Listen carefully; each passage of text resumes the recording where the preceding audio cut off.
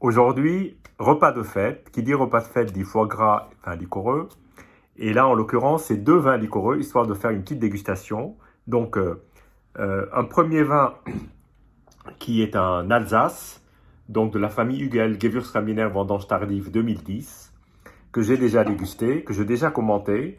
Et puis, une nouvelle cuvée de Rosé Péraguet, que j'ai dégusté au domaine, mais que je n'ai pas encore eu l'occasion de déguster chez moi, qui s'appelle la cuvée crème de tête Ter, Tertiatra, pardon. T-E-E-R-T-Y-T-H-Y-A-T-R-A. Voilà. Sachant que Monsieur Desjans, qui est le vigneron du domaine, est très versé dans l'astronomie, pas l'astrologie, donc la science des astres. Effectivement, il observe les astres et il en tient compte dans sa manière d'élaborer le vin, ce qui rend des discussions et des échanges avec lui absolument passionnants. Bon, on va commencer par le vin de Hugel. Alors, famille Hugel, c'est donc un domaine familial. Alors, euh, il y a finalement peu de domaines. Il y a plein de domaines familiaux, il y a peu de domaines qui mettent famille. Famille parce que c'est vraiment une famille et très soudée et qui a transmis tout ce patrimoine qui est absolument exceptionnel dans les crus, dans les beaux crus d'Alsace au fil des années, au fil des générations. Et aujourd'hui, on continue à déguster des vins de la génération précédente, voire de la génération d'avant, parce que ces vins-là ont une capacité de vieillissement qui est absolument exceptionnelle. J'ai eu l'occasion de goûter une sélection de grains nobles 89 en Riesling. C'était une merveille. Des pinots blancs aussi, des Gewürz, enfin bon, toute tout le catalogue. Voilà. Alors, on va commencer par la robe. Donc, une robe plutôt dorée, belle, assez brillante. Un nez, alors, première impression, le litchi. Ensuite, des agrumes. La fleur blanche. Un nez très parfumé et très volubile et très voluptueux. Après agitation, on a des arômes un peu de fruits secs, mais sans oxydation. Donc c'est pas la noix oxydée comme on peut rencontrer dans le Jura. Et à nouveau une pointe encore plus forte de pamplemousse, voilà, agrumes.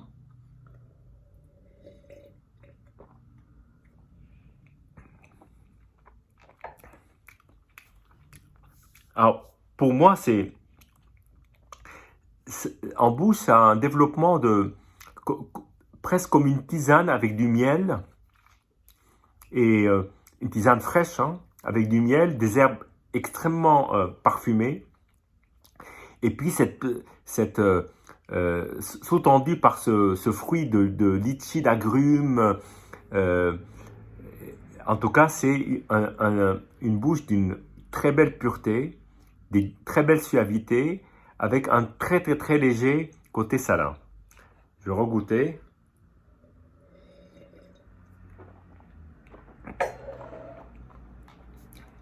Avec en plus un beau développement en bouche et une très belle impression de tact, de délicatesse, de finesse. Très beau vin, une belle longueur en bouche, donc un, une belle cuvée en tout cas. Ensuite, là, on va passer au vin donc d'Alain Desjans, qui est le vigneron, qui lui donc euh, est sorti de l'appellation, a dû sortir de l'appellation, ou on va dire s'est fait sortir de l'appellation, qui maintenant signe en vin de France.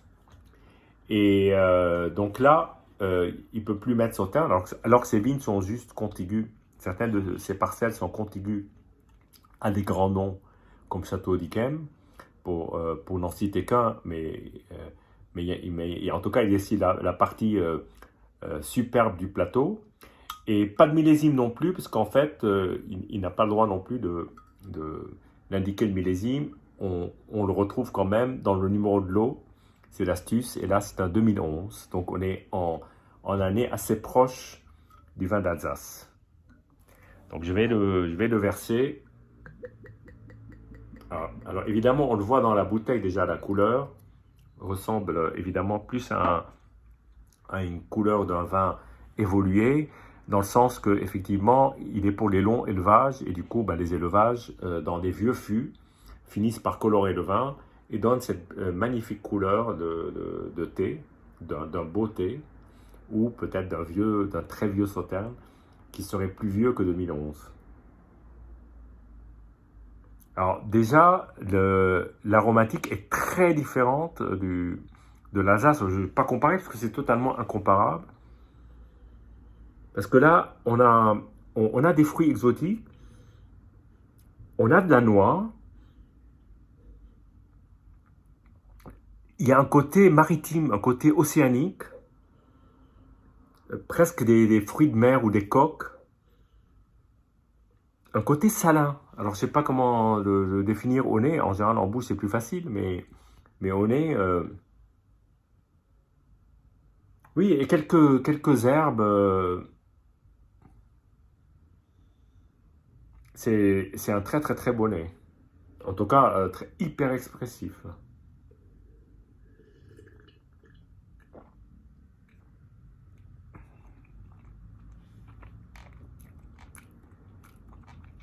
Alors en bouche, pour moi c'est un monde à part, comme tous les vins d'Alain Desjans. C'est un vin extrêmement expressif. Là, là, je sens de la pâte d'abricot, même presque de la pâte de coing. Ce que je ressens souvent dans ces vins, je lui ai dit, parce que moi, ça me rappelle des goûts de mon enfance. Et évidemment, ça résonne particulièrement chez moi. Et il y a cette texture qui est presque crémeuse, presque onctueuse, qui pourrait faire penser à certains très vieux Pedro Jiménez. Mais en même temps, ce n'est pas la même sensation en bouche. Je parle surtout de la texture, mais l'aromatique est évidemment très différente.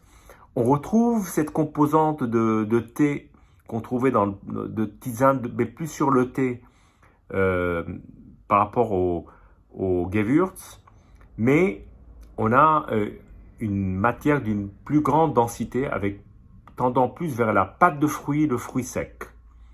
Mais il y a du fruit frais.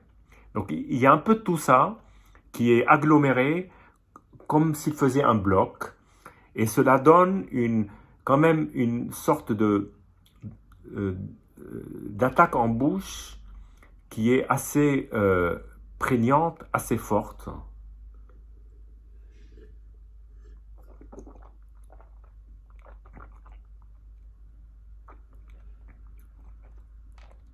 Oui, on est vraiment... Je ne peux pas en dire plus parce que je pourrais en dire plus. Il y a évidemment une très légère pointe de chaleur en haut de la bouche, mais qui donne de la structure, qui donne du liant autour, et qui fait que le vin est tout sauf écœurant.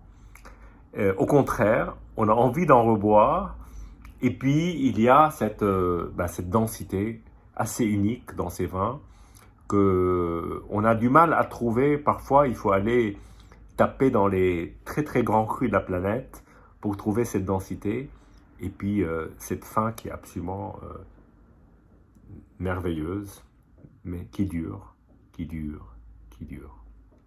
Voilà. En tout cas, ce sera un excellent départ de repas avec cette cuvée-là, et je pense que nous allons beaucoup nous régaler. Et puis, je lève mon verre à votre santé, et à bientôt.